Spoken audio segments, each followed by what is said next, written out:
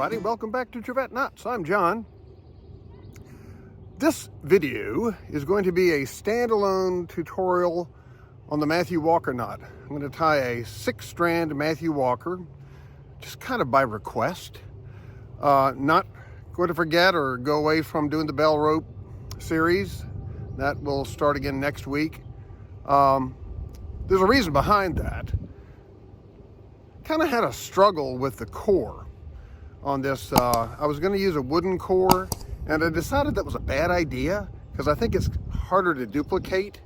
For somebody that wants to make a bell rope and sort of copy what I'm doing, it would be more of a struggle. So I'm going to go a different direction on that, and we'll go into details on that this coming week. But for the moment, we are doing a tutorial, and it's all about the Matthew Walker knot. I hope you enjoy it.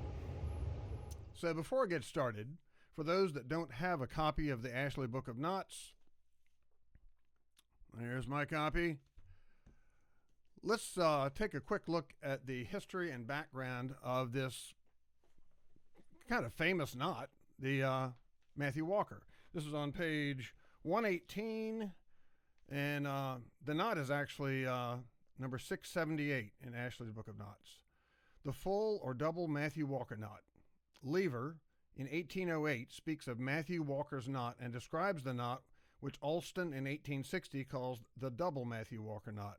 A refinement of the original knot had in the meantime taken over the original name, which is now generally modified to a Matthew Walker. Lever's familiar expression, Matthew Walker's knot, suggests that he may have known the inventor, who was possibly a master rigger in one of the British naval dockyards. Many myths have grown up around Matthew Walker, quote, the only man ever to have a knot named for him, unquote. Dr. Frederick Lucas of the American Museum of Natural History once told me the following story of the origin of the knot, which he had heard off the Chincha Islands while loading guano in 1869. A sailor, having been sentenced to death by a judge who in earlier life had been a sailor himself, was reprieved by the judge because of their common fellowship of the sea. The judge offered the sailor a full pardon if he could show him a knot that he, the judge, could neither tie nor untie. The sailor called for 10 fathoms of rope, and having retired to the privacy of his cell, unlaid the rope halfway, put in a Matthew Walker knot, and then laid up the rope again to the end. So Matthew Walker secured his pardon, and the world gained an excellent knot.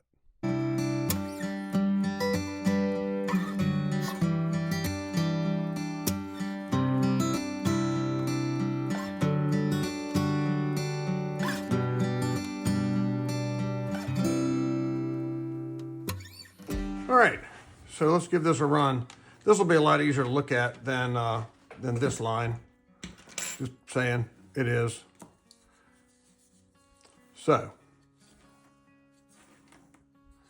I'm going to start right here. We're going to make a loop in the front and go around. And we're just tying an overhand knot pretty loosely. And the next one along, through that overhand knot. Try to make the loops about the same size, and around and back through itself only. Next one along, through all of them.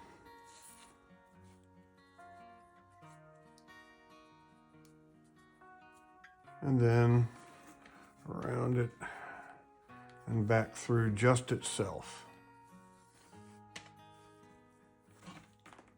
Next one is all the way around here.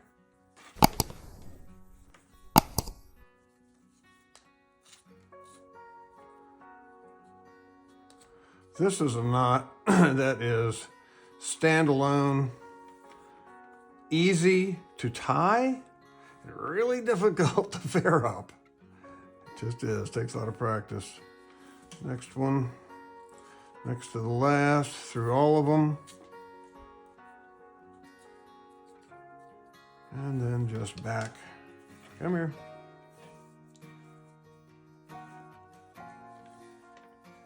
Back through itself.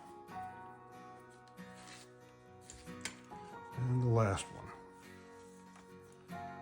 Round through all of them, I've probably made these loops too big to make it easy.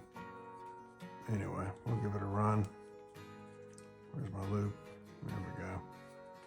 There's the one back there and through itself. All right. We're going to bring these around this way. I'm going to keep these pinched together in order. And then I do this. Hold them all and let the first one go. And that's this line. And you're going to cinch it up just snug. And the next one. Find the line that goes to that. Bring that around.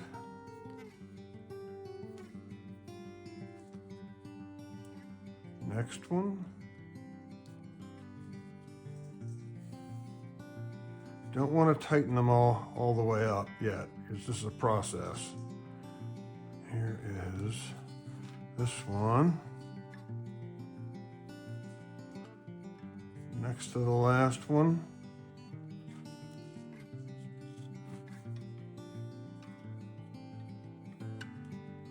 And the last one. So now, I go around and kind of make sure that they're all laying in the right place and begin just gradually giving them a little tug here and a little tug there to begin ferrying this up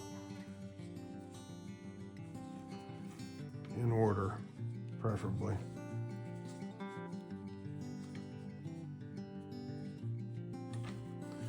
You may want to roll it on the table a little bit. Get them even, check all the way around, and keep gradually cinching them up. You're looking for symmetry and having them all laid in right. It's going to have a square. It's a square knot. I don't know, technically it's a square knot, but it comes out looking square if you did it right.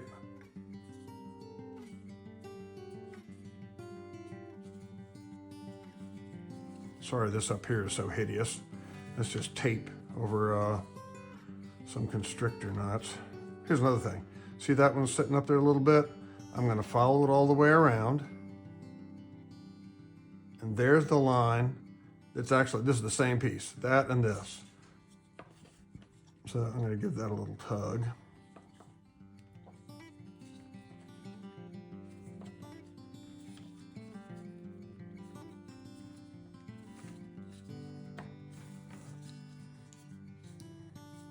So that's basically it, my friends.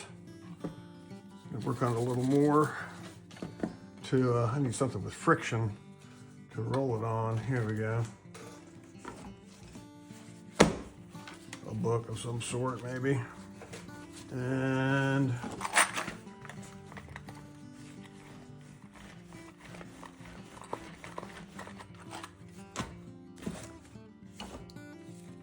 so, not too shabby.